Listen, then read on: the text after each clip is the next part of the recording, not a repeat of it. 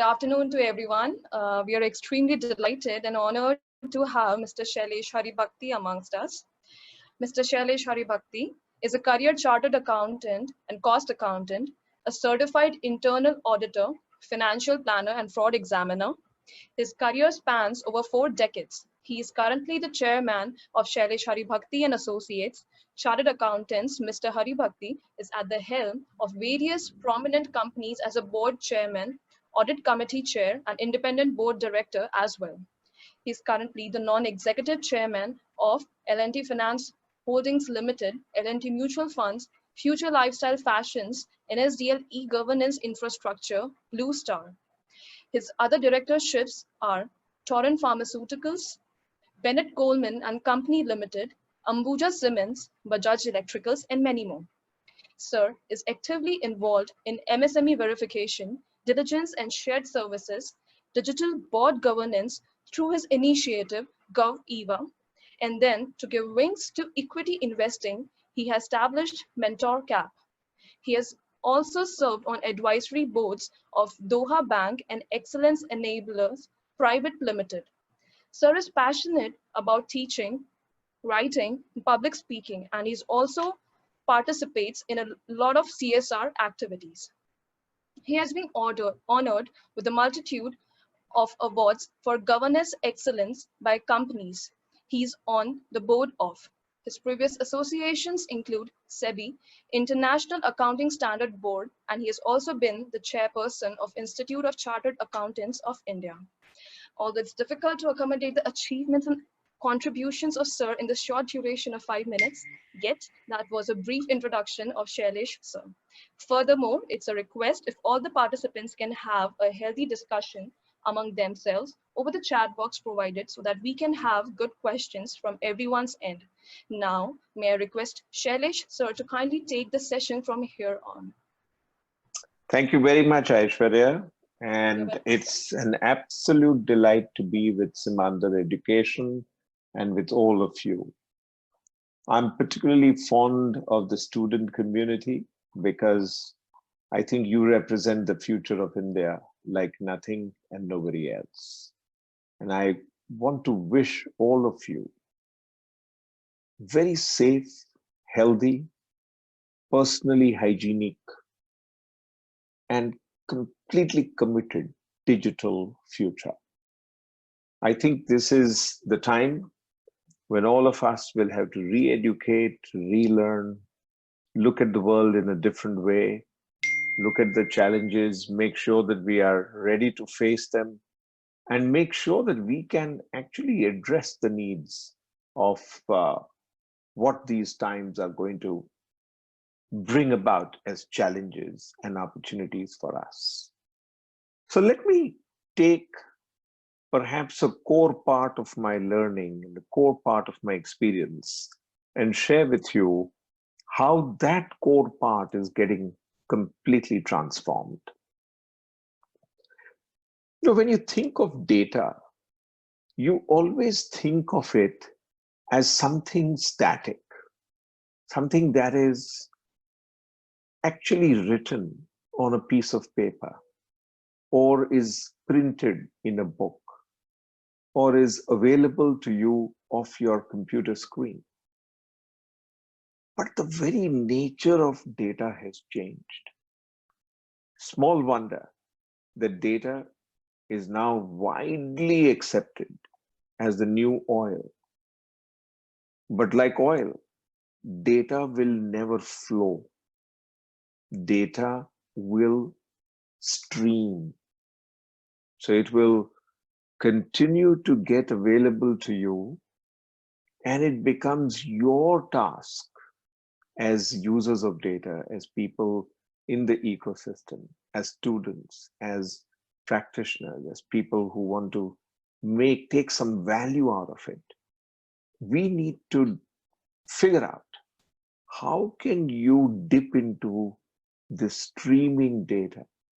So think about data in a Netflix kind of context, not in a stagnant context. So as data streams, you can get to it whenever you want, splice it, pick out portions of it, analyze it, store it, make it functionally available to you to conduct your tasks. And let me give you a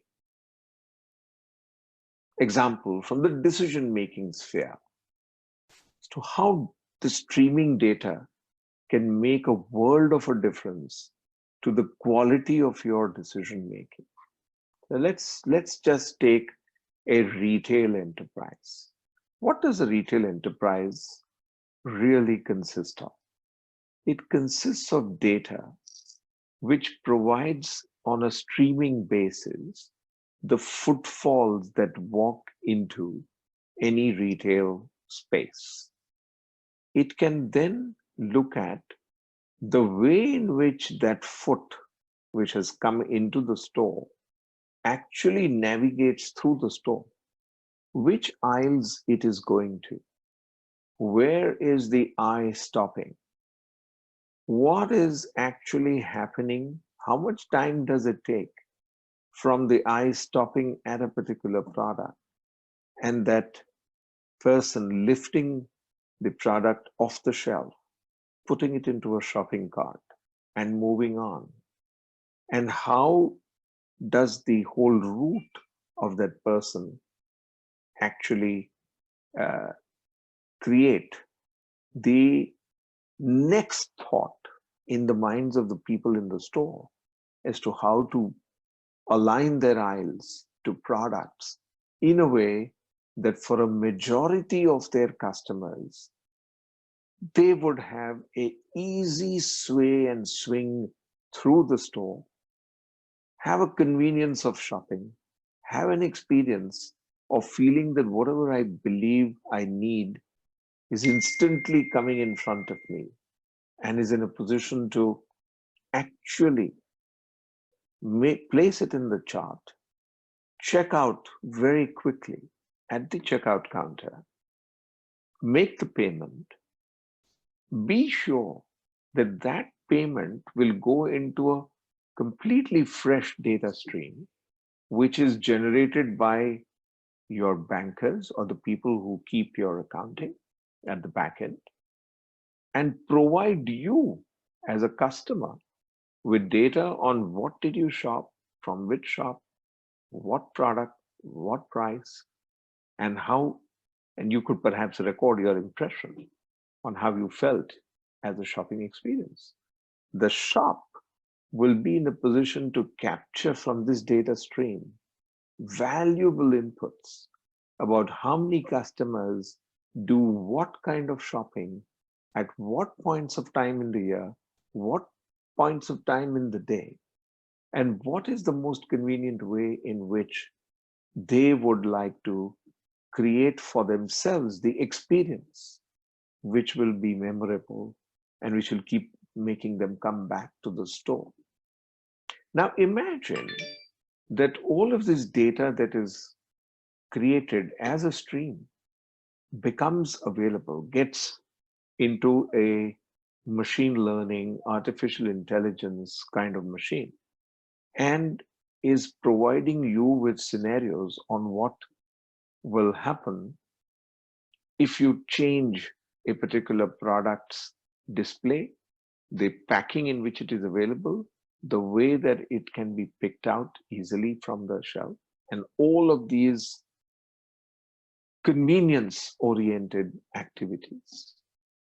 And you can see that this data stream can actually enhance your business's capability. But to continue on my example of the retail situation that I was describing, that same data stream would enable you to capture, as you add the data of millions and millions of customers, a ability to foretell what people would want and what people like, and you can personalize what you can offer to this large number of customers. This is What I've described to you is a physical world shopping experience. Now think of this purely in the Amazon context, where Amazon is in a position to do all of this for you from an e-commerce point of view. So what does it enable Amazon to then do for you? It enables Amazon to actually make you propositions which you will find very attractive. The minute you come onto their site, they will then be able to personalize you what you are as a customer and offer to you things that you on a personalized basis, a recommendation that you are most likely to accept. So you can imagine what this does to the demand part of the equation. If that demand can then be backed by supply, then you have the makings of absolutely phenomenally, exponentially growing e-commerce, which is what has made Amazon the most successful COVID company, if you like. During this breakdown, the kind of business growth that has moved on to e-commerce has happened because they have this stream of data. And take even the physical stores, what can they do? They can enable, and they have enabled in many parts of the world, including in India, a appointment-based shopping, an ability to make sure that you will be in the shop at a particular time, come in, get your package ready for you to just pick up. No waiting, no risk of not being socially distanced. You have your gloves on, you have your mask on, you pick up your packet, your payment has already been made through a payment system, a credit card, debit card, a Paytm, whichever payment system, and you just walk out. That is becoming the new way in which shopping is enabled because data is now streaming. So how do you create this? How did the world create this whole environment? And how did all this decision-making get facilitated? What happened in very simple terms is that all operations got systematically documented. Everything is driven by a standard operating process, by formats. These formats capture what are called data sets. And then you need not think of it in a physical sense. The data sets get captured because there are all sorts of devices which are continually on, which capture these data sets. They send this data into engines which actually churn them and convert them into a valuable data stream which connects an ecosystem into which that data is supposed to stream. What does this do? It enables that data to be converted to graphs. It enables pictures to be taken and correlated with the data. It enables you to create from the physical space a digital representation. And what we are moving towards because of this capability that has been developed and the power of the internet is what is now being called virtual reality, augmented reality, and mixed reality. What that will do tomorrow is something that we can all begin to imagine together. But what will happen? All levels of management and all economic interests will be able to have this data stream contextualized and analyzed to suit their own individual purposes. You know, there was an era when all of us were absolutely dependent on some clever person sitting in a very small area who could actually write the software. And we were dependent on those very large machines, which were capable of processing what we were calling them data processing bits. So from there, we have evolved to a situation where today you just need to specify your parameters. And if you specify your parameters, at the back end, the software will be written automatically by an already intelligent piece, an algorithm, which will convert your requirements into software, install it over a streaming database, and get you going to do these functions on a continuous basis. Now let us look at who will give validation to this data. You might use it, you might have enjoyed making your decisions, you might have enjoyed the entire streaming experience and all of that. But somebody who is licensed to do it, like a statutory auditor, will need to pull all of this together and give the world an assurance that this data that you are looking at as a snapshot, let's say at the end of every quarter, the end of every half year, at the end of every year, is giving you a true and fair picture. And he or she or that entire organization will have to make sure that they are making this assertion after being able to track the entire set of relevant data through the whole SOPs that we talked about earlier, and have resulted in disclosed numbers which make sense. But it's important to make sure that they make sense in every context, not just the context of the statutory auditor, but the context of the banker who is going to give credit based on this data, the government which is going to collect tax based on this data, and every other economic interest, a future investor who's doing a diligence on this. They must all be able to pull data from this same seamless data lake, so that all internal and external users of the data in a multiply purposed design are able to use the same data to pull out and make sense of it in the way that will suit their current purpose. So look at what else this will do. Data is not important only from an internal perspective. That only gives you the internal environment.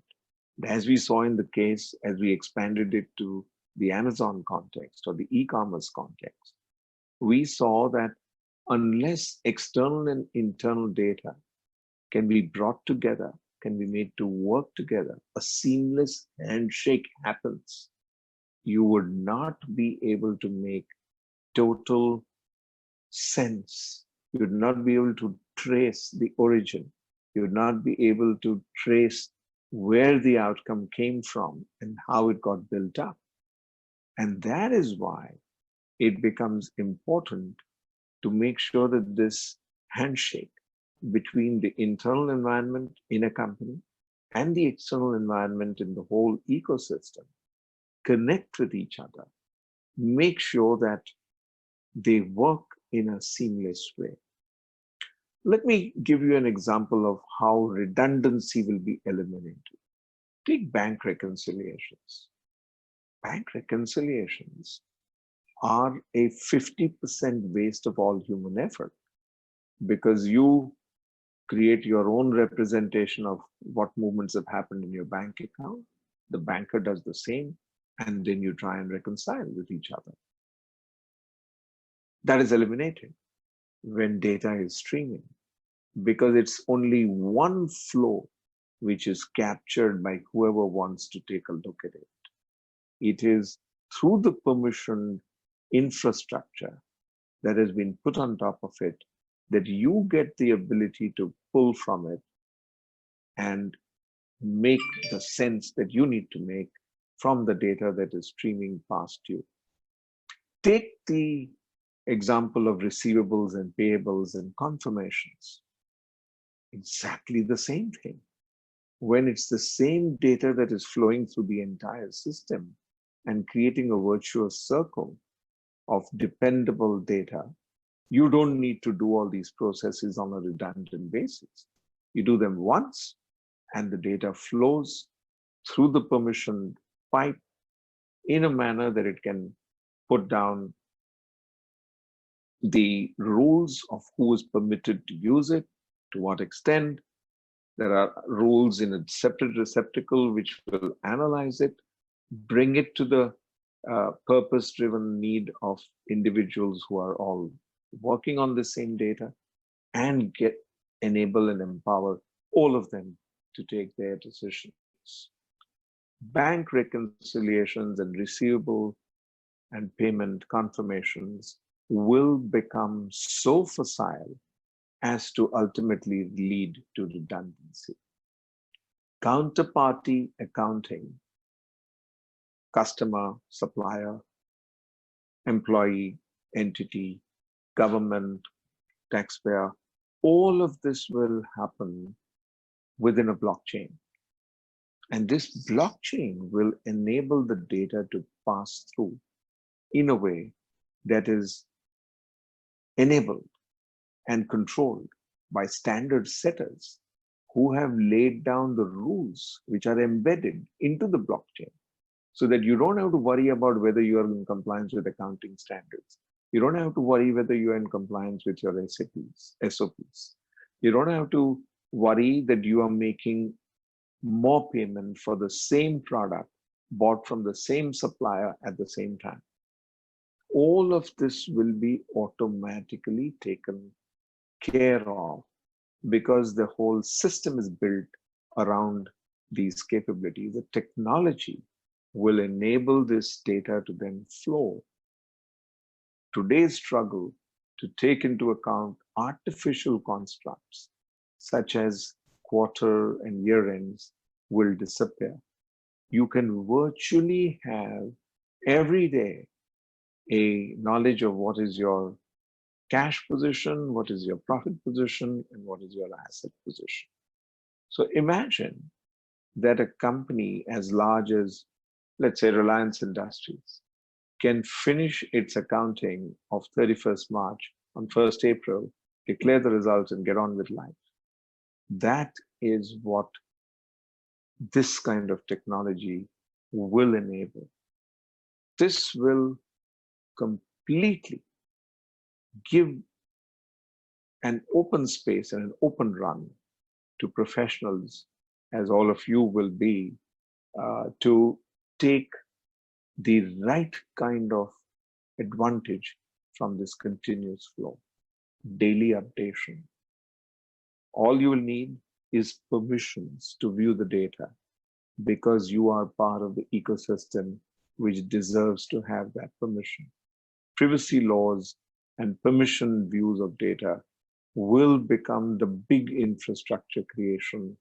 These are the new technologies and new learnings that you will have to acquire in order to be able to function in this kind of environment.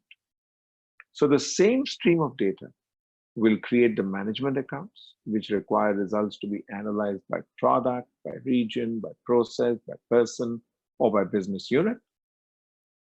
Same data will be used to convert that into a financial accounting context so that you can create your P&L balance sheet on a daily basis. The context to view the data will be created by accessing data of relevant competitors and best practices in each of the areas of input and output. Now, just imagine what a great facility this is. It actually embeds the best parts of auditing right there in the creation and the flow of the data, because you have created that link between input and output. You have created that link between a process that is happening in your company with the best way that that process has been ordered by any other company on earth. And these comparisons become seamless because without disclosing which particular company is doing it the best way, the system will be able to pull this from a technology platform, which will enable these comparisons of best practices and what is happening in the same domain for the same thing across the entire set of competitors will become available.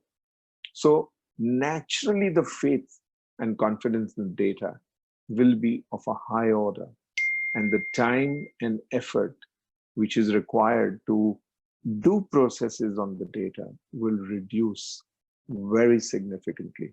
So you can focus then the mind of all the people who are engaged in preparing, analyzing, auditing the data to bringing value, to scaling up the business, to moving to a better paradigm of efficiency and effectiveness. Now, extend this logic a little bit. The same streaming data will then prepare what are now called integrated reports. Every company must now report first on a voluntary basis, as is the case in India, and later on a mandatory basis on 6 capitals, not just the financial capital.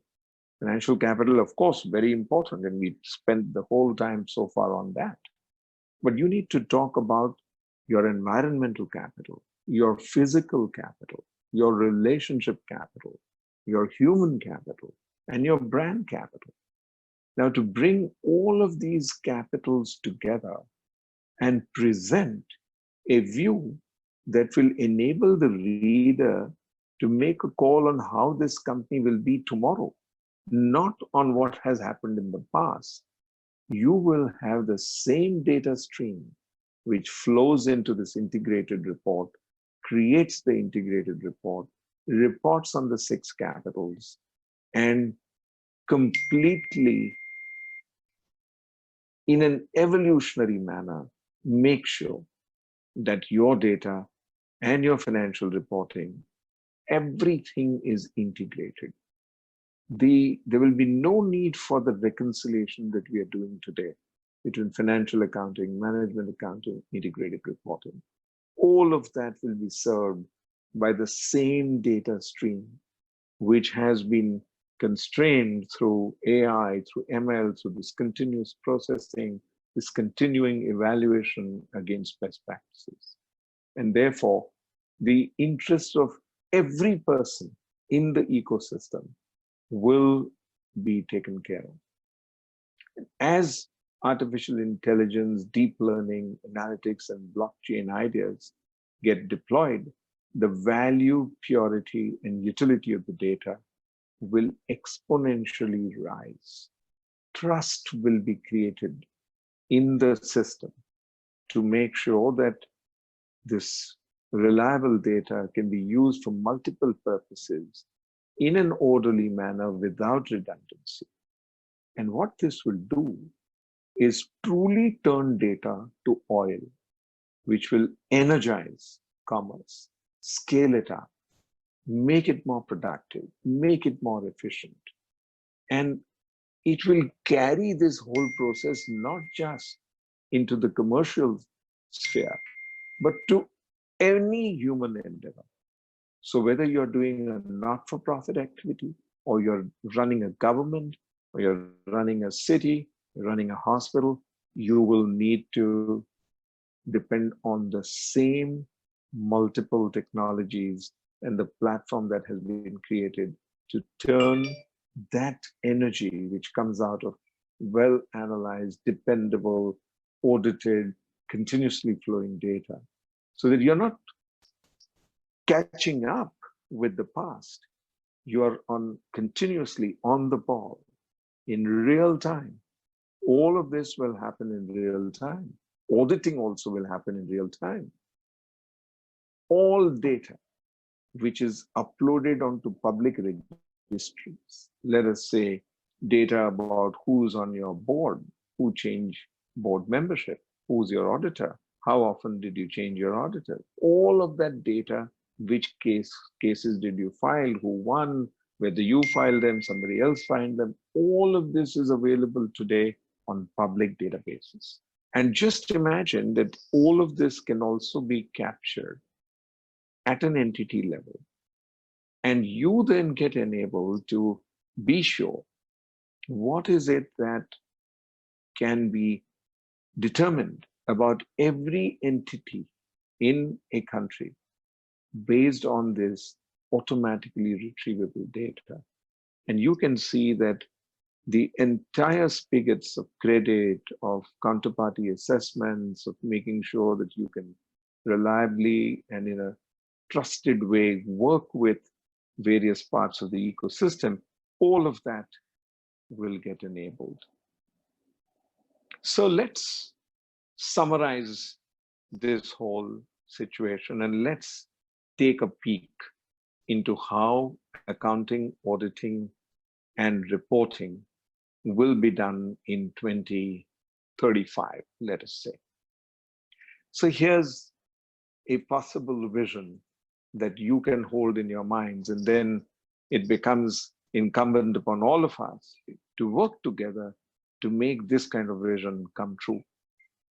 So you have created a system which uses all the four faculties of a human being: sight, sound, speech, smell, to integrate and control the movement of data. You are able to relate it to each economic entity. Maybe you have what are now going to be called wearables, or you have chips which are embedded in you, which enable this process to happen in a seamless way. Data sets get generated of your movements, your footprint, your economic activities, your health records, your all correlated data gets into an it gets into a data stream. The data stream is processed using the SOPs, the standards, all the governing principles that the world has evolved. You have, if you choose, the ability to get to the virtual reality of the exact time at which the data sets got created. You can actually see it. So all your auditing will become visual, virtual, to be done from anywhere that you are. This whole idea of working for home seems to be a new concept. But what technology will do is enable you to work from anywhere that you are, just by pointing a device at any open surface, opening up a screen, and seeing the data actually streaming. And as I said earlier, you will in 2035 have a continuous recording of your cash position, your profit position, and your asset liability position, as and when you want it, reflected for you in whichever surface that you want, correlated with all that is happening in relevant parts of the economy. And you will have dependable, reliable data and information that will enable you to make decisions, enjoy making those decisions, scale those decisions, work with each other, collaborate, trust each other, put that back into the system, and create the next wave of scalable, next level productivity. That's the time when you will see a full convergence of technology. What I've been talking about in this particular session is largely information technology, but I've given you a hint that information technology alone is not what's going to make the difference. What's going to be making the big difference is the convergence of not only these various information technologies, but when they interact with biotech and with nanotech, you will then have a completely new reality zero waste, clean, trustworthy systems, streaming ability to pull it out, put it up wherever you want, share it with whoever you want, discuss it with whoever you want, put it back into the system, interact with it, and make sure that you create more and more value. So, friends, ladies and gentlemen, the message for you is that it's a great new world that we are in the process of creating. We may have temporary setbacks, but I'm 100% confident that we can win over it. We will be able to have a completely new and fantastic path, which will lead us to far greater human scale achievements, human scale satisfaction, and human scale consumption of the appropriate thing at absolutely democratized prices. And therefore, let's get ready for a world that we can all share, we can all enjoy together, and which we can make better every time we interact with it. I will end here with all the best wishes for you to remain safe, healthy, and digital. Thank you very much. Thank you so much, sir. We can have a few questions. Sure, please, Yes, as many sir. as you want. Yes, sir. So, sir, starting with the first question. Okay. Yeah. How can a finance folk update himself with technology? What are the top skills we must do, and which course we can update? Very good question. Let me point to three big sources, okay? There are e-learning sites that you can log on to. These are sites where you can actually, on a small subscription basis, get for yourself the knowledge about these emerging technologies. Now, you will have to tailor make where your subscription rupees or your spending will go to make sure that it will be relevant for your purpose. Because many of these are structured along domains, they're structured along technology types. So you'll have to choose what is going to suit you best.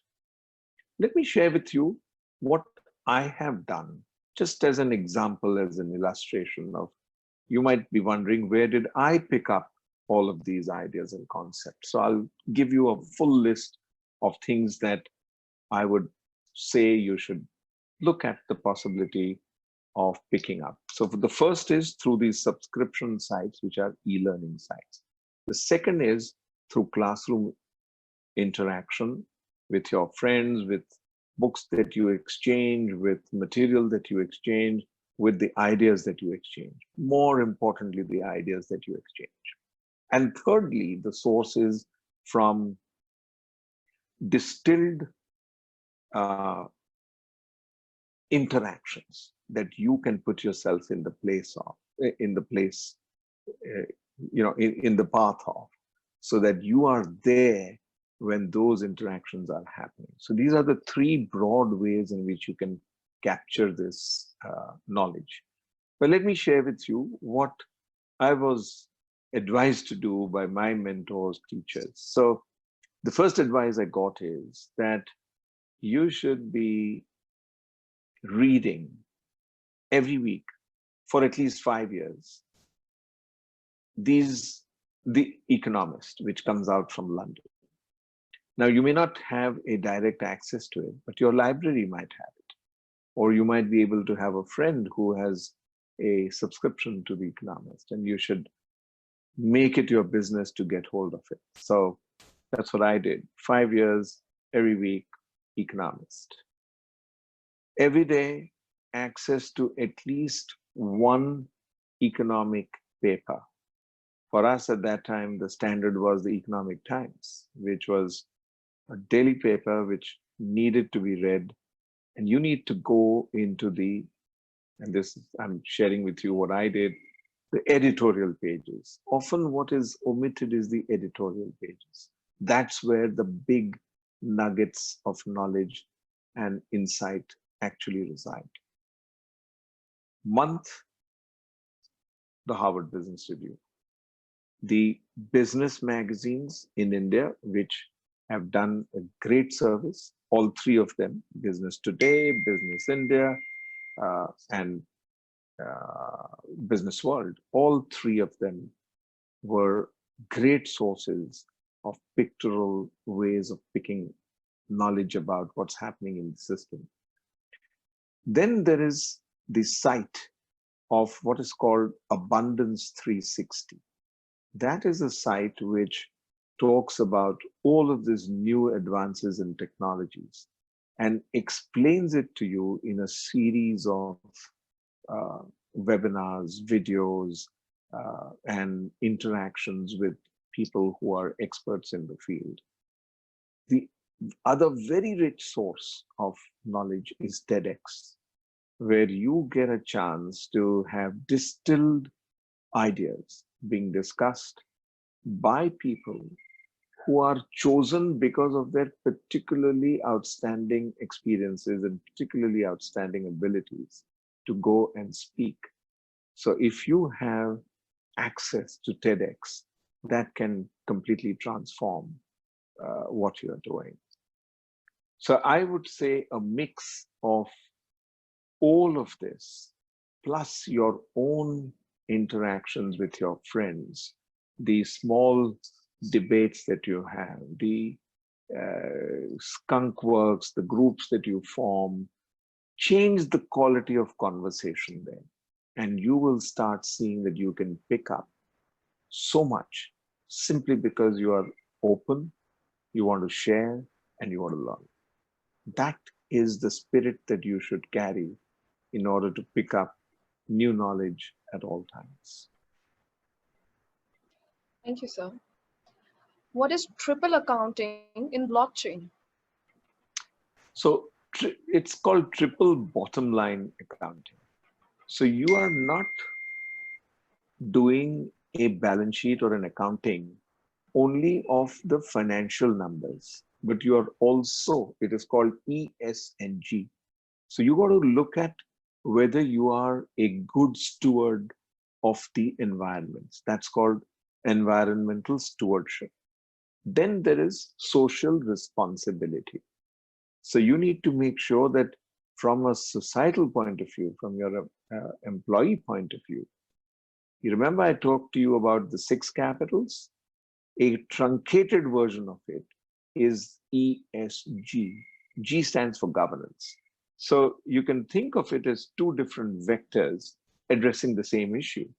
The integrated reporting addresses it from an output and a capital standpoint, and the ESG framework addresses it from the standpoint of your stewardship, your responsibility, and your governance responsibilities. So if you can bring both these vectors together, then you will be actually performing what is called the triple bottom line accounting. And that is the way that even on a regulatory basis, the most of the advanced economies of the world are moving towards specifying that this should be the way that you should report on your economic activities. How do financial data analysis tools help or use in financial auditing or reporting? Or they don't have any use? Both are different, or we can correlate them.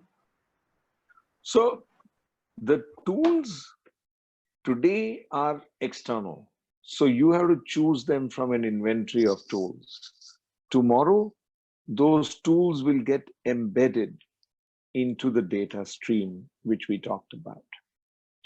But it is important for you to make sure that you get hold of those tools and you use them in a way that you can, in a purpose-driven manner, fulfill your task and your objective from the data streams that you have the permission to access.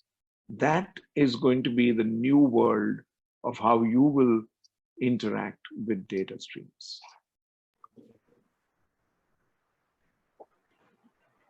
Shall I move forward, sir?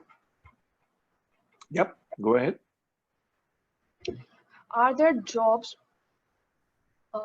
Are there jobs or will go off due to automation? This is a question that we all will have to confront. See, jobs don't go away. Work changes. So don't think about work in terms of going to one place from the beginning of the day to the end of the day. Think about work which comes to you, which you pull in, which you process. Let me give you an illustration. There's this firm of architects which was designing a particular home in terms of what furnishing and all it should have. This firm was located in USA. The home which they were designing was in Mumbai. The person who took the measurements of how the dimensions of the home are was sitting in Chandigarh, who actually was able to direct the people who were living in this home to enable these measurements to happen.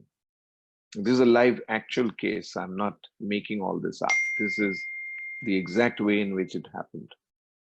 He sent these dimensions to the firm in US. They placed an order to they of course had a design shop. So the design was chosen upfront by the person who owned the home to make sure that the design was in line with the desires of the person whose home it was going to be. And the furniture was ordered to be made from China. China manufactured the furniture. It got shipped out, moved to a port in Mumbai, and actually delivered to exact specifications and full satisfaction of the person. All of these interactions happened over the internet in so many different geographies working to make this wonderful outcome actually happen. Now you will ask, where is the job? The job is the time that people spend productively in doing all the processes that led to this outcome. The design, the interaction, the measurement, the communication, the transfer of the data, the making or the ordering of the furniture, the making of the furniture, the shipping of the furniture, loading, unloading, moving into a truck, paying the costs of it. All of these processes are good, productive work. And there are people involved in this entire string, or if you like, the entire value chain. And that is where you will have to find a spot on how can you add value and to what processes. Therefore, don't think in terms of doing a routine, mundane job for 8 hours a day, which is usually repetitive. Think in terms always of creative, productive work which will be paid for being done on a continuous basis. And the whole idea of what you can be engaged in will change for you. And I think the time to do this reflection is in times like we are, when we are at home, we are interacting with our devices, we are interacting with a closer set of people, but we also have the ability, like we are doing today, to do a one-is-to multiple kind of interaction. So this is the way that you reorganize your mind and your expectations about job and work. And if you're able to successfully do it, you'll find that there are enough challenging opportunities available and will be available. Imagine what must have been the feeling of people when the horse-pulled cart got replaced by the first automobile. And think about how much distress people would have felt. Did people go out of job? Did populations increase? Incomes increased? The whole satisfaction of the human race increased? Everything just kept getting better and better. So don't worry about automation taking away jobs. Automation will just change the nature of your work. And it is up to you to reimagine what work you will do in whatever era presents itself to you. How will we be able to change the present softwares to the live streaming concept and use big data? Very good question. Now, the traditional way is to write the software and to have teams and teams of people beating away at writing the software. There are now automated processes which will help you along the way. And so what has happened really is that the old idea of making those block diagrams and looking at how one thing moves to another and one action follows another was changed to high-level languages, which moved into automated software, which has now moved into machine learning, which has replaced the writing of software. So what you need to now do is simply specify the parameters that you wish to actually exercise. And the parameters, when understood by the algorithm, will actually write the software, which will come out stable, which will enable this whole data stream to be impacted by the way that it needs to be moved, permissioned, used, analytics sitting on top of it, workflow sitting on top of it. All of this is now getting more and more completely automated. And as you sit on top of this flow, it keeps learning and keeps getting better. That is where your human mind and artificial intelligence are working together to make sure that you can keep enhancing the value that is emerging from that data stream. That's the way work and new systems and processes will evolve as we go forward. How to deal with risk associated with this virtual availability of data? Is it automatically increasing an auditor's authority and responsibilities towards availability of information to a larger crowd? Absolutely. What a brilliant question that is, because it will make you wonder what a big challenge and what a big task you as an auditor are going to perform. And actually that is indeed the case. The job of an auditor is going to be one of far greater responsibility, of far greater ability to assess and control the risk. Very importantly, making sure that the access to data is on a basis that is permitted, on a basis that will enable the appropriate assessments to be done, and then the opinions to be delivered. And then the system has to be left untampered. People cannot have the right to take away key data and use it for other purposes. So all those checks, balances, fortifications, virtually creating Fort Knox will become the big challenge as we get more and more automated. Just look at the example of all the new systems and processes that had to be put in place simply because all of us are working from home. So every device that we are using has to have those controls to make sure that data is not taken away, not stolen, not transferred to a competitor, all of this. But don't get at all relaxed The people who want to steal and want to make misuse of data are always one step ahead. And therefore, as auditors, particularly as cybersecurity professionals and people who are involved in making sure that risks are contained, your task will continue to get more challenging, more interesting, and more absorbing. A great question. With the live data streaming, the data entry jobs will not be needed? Can the errors be completely avoided? Very good question again. See, if you can get it right the first time, you don't want to have a world of data entry. My task is always to see that there's data capture from an economic interaction. So the faster and with greater facility that you can automate the creation of that first data set, the more stable your system will be. The lesser human intervention there is in doing routine work, the more reliable your data will be. And therefore, it is critically important to order the way data sets are created and make sure that they get transferred through the system in an effective, organized way, which will result in the outcomes that we discussed a little while ago. Yeah. Sir, in the coming years, how accounting data is digitized and what skills do we need to acquire as per the changing environment?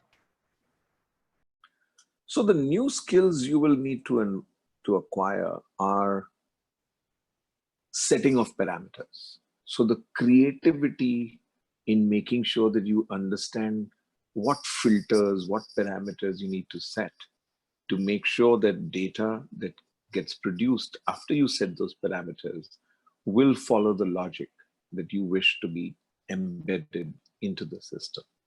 So you'll have to learn logic, you'll have to learn data science, you'll have to learn control, you'll have to learn risk, you'll have to learn insurance, you'll have to, all these skills will mutate in a sense. They'll get sharper, they'll get more pronounced and more applicable in a increasingly automating world. Because every day that I see things happening, I see that there's humongous progress. So you'll find that you will get obsolete very swiftly. Therefore, you need to put yourself into the path of learning, continuous learning. And this will have to be on an e-basis. You simply will not be able to find classroom interaction in the times to come. You need to have your learning inputs available to you on the fly, on the go, where you are, to suit your convenience, but you should have the ability to access it, the ability to find it, and the ability to make sure that once you've found it and accessed it, you use it and internalize it. So that is the new challenge that all of us will have to face, of continuous unlearning and relearning. How is blockchain going to impact audits? Well, it has already impacted auditing in a big way. We know that, for example, the entire documentation which supports the movement of goods. Remember, I mentioned an example of how across the whole world a particular set of activities was performed. That could, the documentation of the export and import and all of that, if it had not been blockchained, there would have been so humongous delays at every point that a transshipment or a movement had to happen that it would have just become impractical. So therefore, what the blockchain has done in that context is that these documents move smoothly through the whole system. So the customs people access it, take the value from it, levy the duty. The people who are accepting it for transport pick up the goods, make sure they go into the transport that has been booked for it, deliver it on a day, intimate All of that happens through an automated process. That is now getting increasingly blockchain in a way that this will move smoothly. No multiple documents to be created.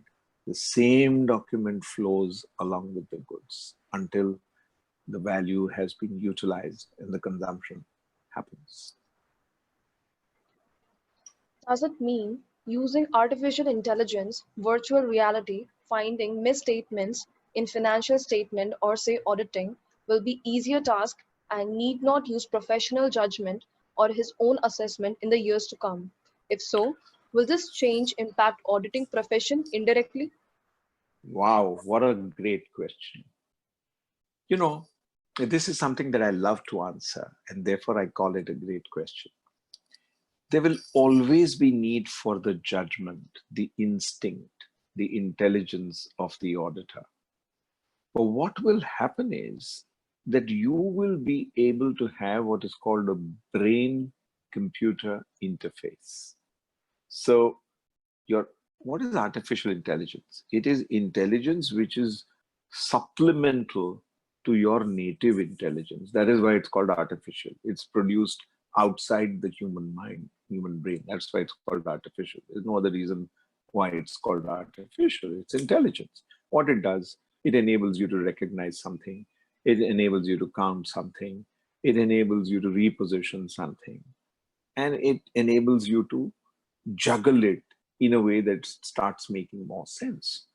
But you need to do that at scale. You need to do that for thousands and millions of data sets that are floating around. And that is why you need the help of this, what is called extended or artificial intelligence, which is simply a supplement to your own brain and to your own power. So you cannot, artificial intelligence cannot work without the basic brain as the anchor. And that is how the new world will evolve. And therefore the need for auditors and intelligent human beings and people who can judge and discern and feel and interact and feedback into the system will not just increase, it will increase in a very different way, which will add huge value to the people who are willing to put themselves into that path of learning. So don't worry at all about redundancy. Start thinking about how can you add value. We have our next question from Risha. How can one manage risk in this ever-changing technological environment? Well, that would take a whole lecture on risk management, but you just have to, let me give you a simple process, okay? You need to own the whole risk management process at a very high level in the organization, preferably at the level of the CEO. And the CEO should bring his entire top team who are manning all the functions in the company together to talk about what are the various kinds of risks which are likely to happen. And if those risks happen, what is the likelihood of loss or damage that will happen? And you put all of this down into a matrix. And then you start tracking these risks. You assign different people to actually mitigate or manage or reduce these risks. And then you let business flow. And then you track as to whether the people who were charged with the responsibility of making these risks lesser or contained are actually delivering to their promise. And that is what you do on a continuing basis to manage risk. So what do we do in a risk management committee or an audit committee? We try to classify the risks into red, green, and yellow. And we are interested in knowing whether the red risks have remained constant over a long period of time, in which case we want to question whether the process of identifying these risks was appropriate. So we would like to reset the red risks. And then we would like to know whether there's been a migration from green to yellow, yellow to red, in which case we want to question how do we need to change our model Is there something that we have missed? Is there something that we need to do to change this migration, to stop it, to slow it, to make sure that it doesn't happen? If we are able to get on to the risk is contained, the whole process to happen in a way that we can depend upon it and trust it. So that is the full cycle of actually managing risk, which I've described to you in 2 or 3 minutes. Very complex task, but it's something that all of us need to work together to make the outcomes good and positive. How reliable is judgment made using a software developed by few people with a defined mindset is effective that real-time experience? Very, very interesting question. So it's not as if people are flying off and making software based on their own judgment or their likes and dislikes. No. As I said, everything is dependent on parameters, on constraints, on specifications, on standards, on things that ought to work in a particular way. So you can't allow people to fly off in their own directions. That is why you need algos and you need testing and you need re-evaluation and you need runs of data through the system before you actually make it go live, and you need parallel runs. You have all of this infrastructure to make sure that the exact question that you ask should not have to be asked. That how do you depend on the judgment of somebody who may have a particular way of thinking or a particular judgment on a particular thing? You don't. You actually make sure that your SDLC cycle is such that, that's called the software development life cycle, is so well structured that it will deliver the outcomes that you set out from the whole process. And people have to sit on top of it and make sure that it works, so that you don't get these judgments and these inaccuracies seeping in. You know, it's like a chocolate factory. If the mold is right, then you'll get the right shape of the squares that come out at the end of the day, and you don't need to keep checking them. But if somebody has not designed that controlling mechanism or algorithm, then instead of those squares, you'll start getting rounds. And that doesn't work in the context of a chocolate. So the entire run would be completely negated. And that's not what you can tolerate. You may tolerate it for the first time the mistake happens, but after that, you'll just make sure that it works right. What if the auditors are unable to efficiently and cost-effectively capture company data? They will not be able to use analytics in the audit. Can you please list out few such competencies needed by auditors in this environment? Well, auditors have full access.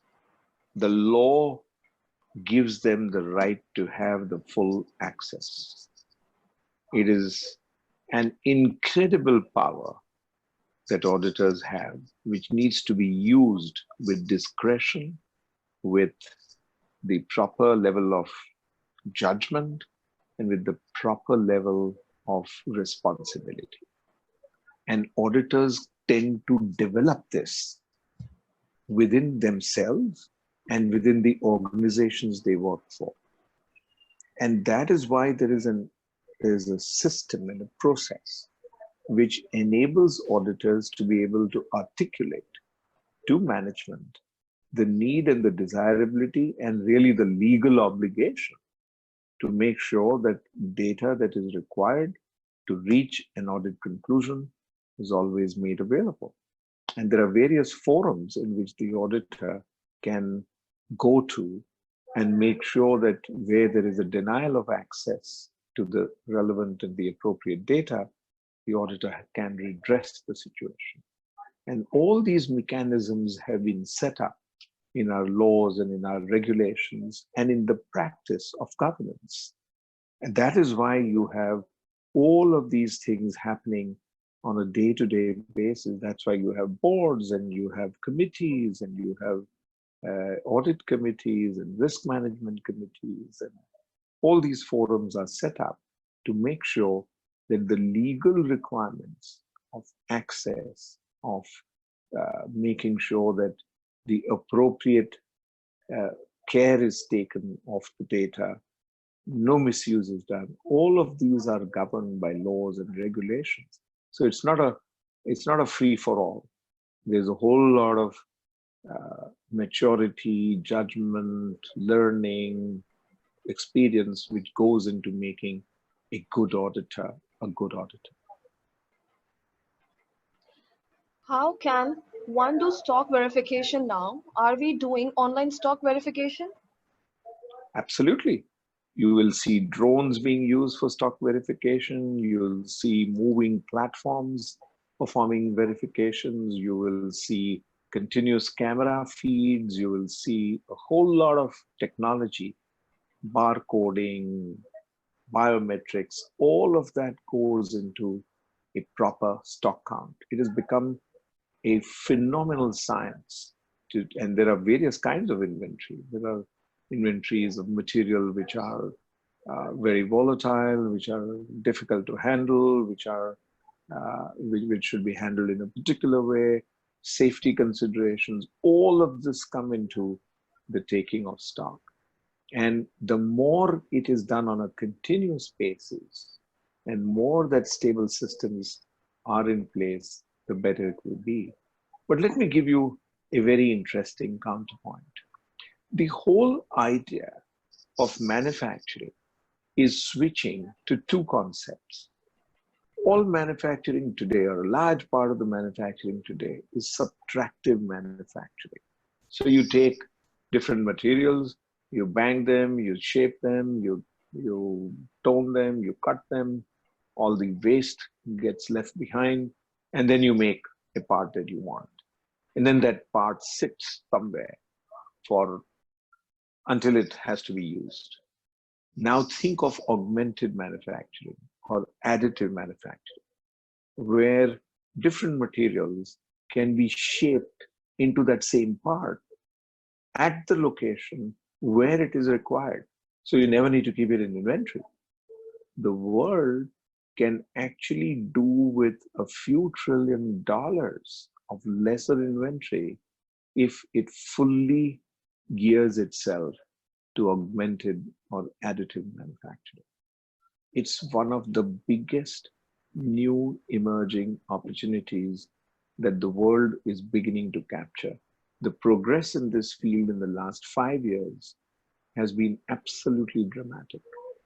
The costs of these 3D printed machines have come down amazingly. So people are now able to make spectacle frames, are able to make all these masks and gears and whatever else that we are seeing used in fighting COVID. Many of them are being made by additive manufacturing. The 3D printing, which is the other word for it, is entering into areas that you would never imagine. They're entering into food, they're entering into DNA-based creation of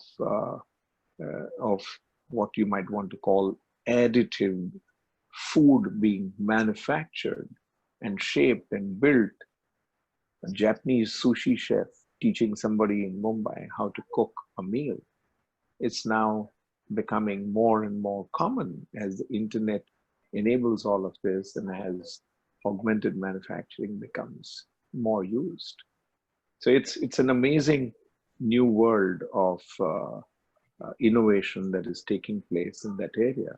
And therefore, maybe there will come a time at some point in time in the future where there'll be no inventory to count.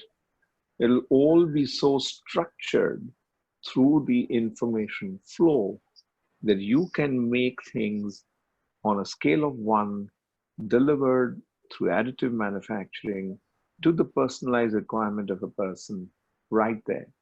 To the extent that Nike today has mastered the art of making a tailor-made shoe for each foot.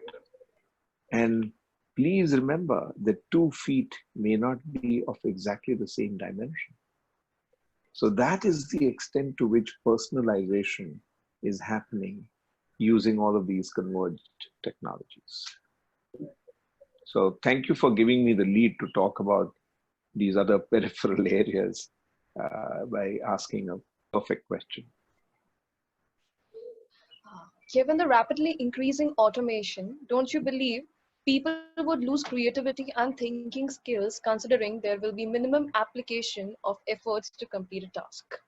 Not at all, quite to the contrary. I've just given you the examples of how creativity gets enhanced because of automation. I told you about designing happening in the US, manufacturing in China, utilization in India. I mean, how much more creative and how much more exciting can the world be? You could have Japanese sushi being produced in Mumbai to the specs of a Japanese chef and have a gastronomical experience of the kind that happens in an absolutely gourmet restaurant anywhere in the world. So this is where the creativity and the satisfaction of in consumption can happen as it gets personalized, as it gets driven by very, very high tech. Quite a, I mean, very, very different outcome I can imagine. Life will become far more creative. You'll be able to engage in huge number of very creative pursuits because you have technology which takes care of all the routines. You're not going to do, you're not going to ask somebody to do a creative design in an automated way, then it will not be creative. But you will ask somebody to keep beating apart or to shaping it or to making it, putting it into a mold or making sure that you're able to use 3D printing and you're able to get the right spectacle frame. And if that is done on an automated way, you have given up the grunt work and left yourself free to be creative. If automation is achieved at scale, what will be the human role for audit opinion and judgment? I think we've covered the ground on this question earlier. Very, very large, because ultimately I will trust the opinion of a licensed, competent auditor or an audit firm far more than any other way that I can make my trustworthy judgments on financial statements and outcomes. So the role will be very, very important. It will continue to be important. We have our next question from Ekta. If data is available virtually, there might be possibility of data breach. What's your take on that? Very good question. Everywhere we have to create dams, we need to create guardrails, we need to create pathways which will enable the data sets to flow in a particular direction to particular people. And all of this will require a whole amount of collaborative human effort, which will go into making sure that these guardrails, these pathways, these channels are appropriately structured to make sure that the flow will be even, the flow will be appropriate, and it will be driven by the purpose for which the data is getting produced and used.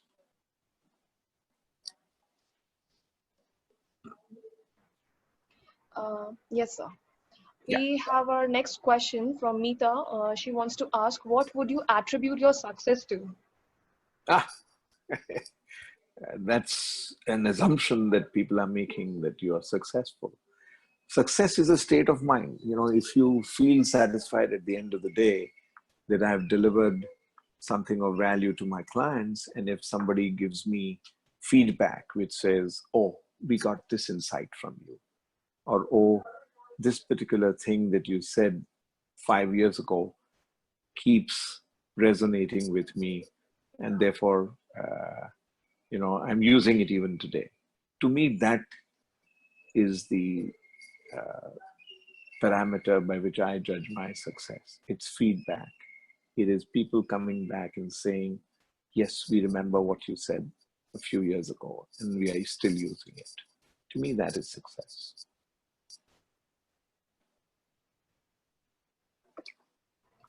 Yes, sir. We have our next question from Shripal, sir. How can one...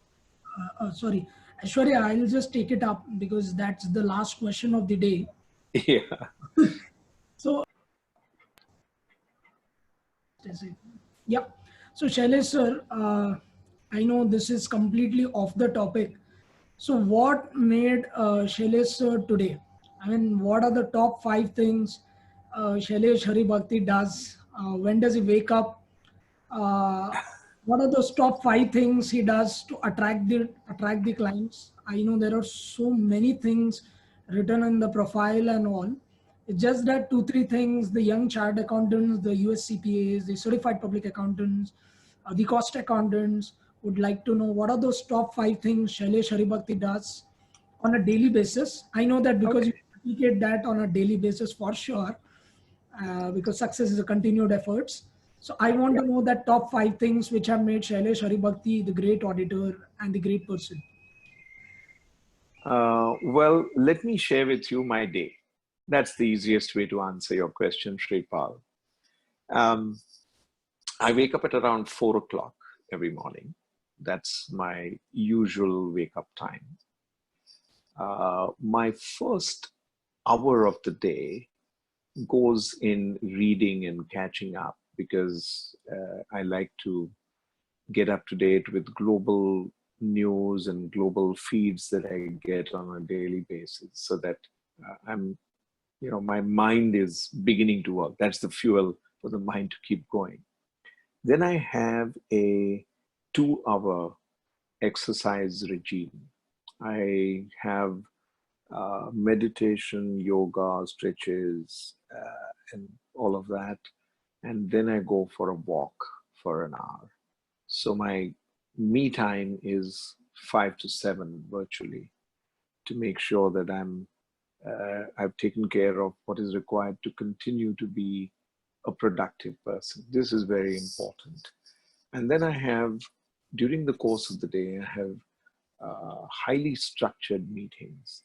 I want to make sure that I'm ready for the meetings before the meeting happens. So whatever I need in terms of data, devices, organizational support, I make sure that it is available, so that when somebody comes, I don't make people wait for even 1 minute.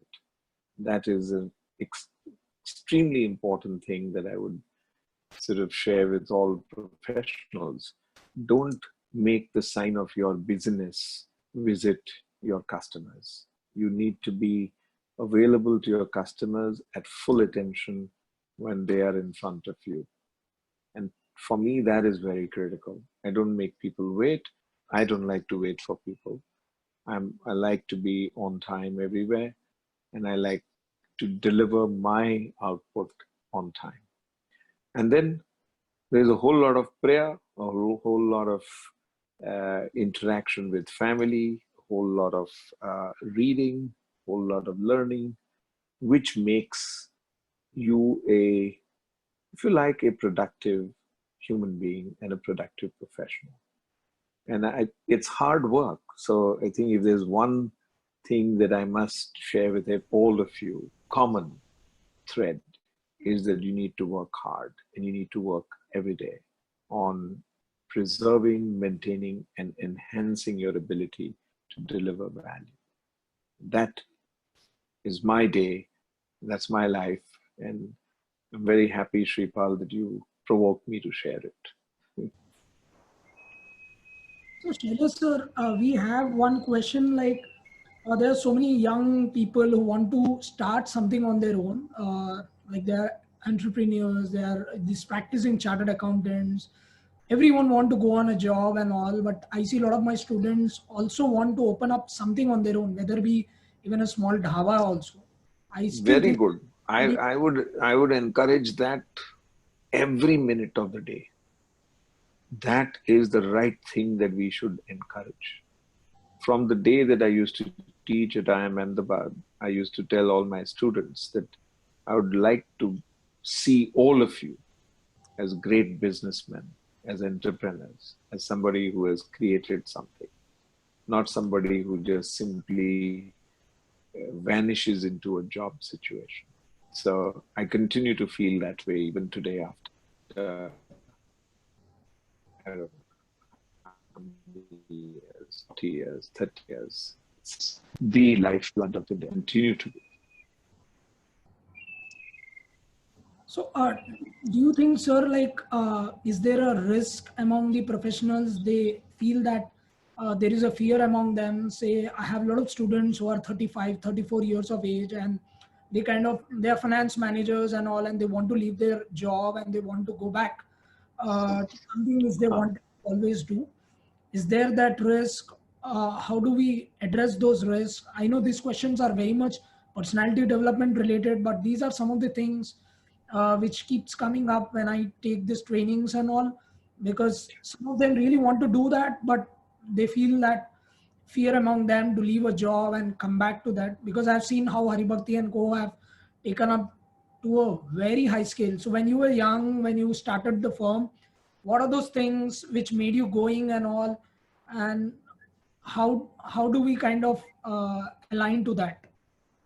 Well, basically, it is very simple stuff. There's nothing very rocket science about it. You just need to be on a path of continuous learning, continuous interaction, wanting to learn new things, innovating, and making sure that what you are saying and doing is relevant to the time and relevant to your customers. That's about it. There's no real big rocket science there. And as you get feedback, you keep improving, you change course, you make sure that your clients remain happy and contented. And that's the way to go.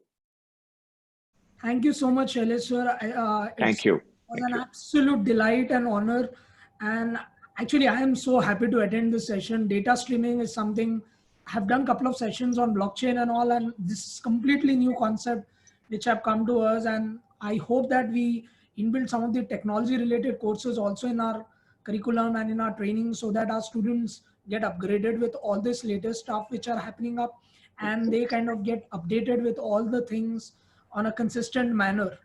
Thank you so much, sir. Aishwarya, you want to kind of conclude? Yes, sir. Yes, sir. Thank you so much, sir, for taking out your valuable time for us and enlightening us with your words of knowledge and wisdom. Thank you so much, sir. Thank you.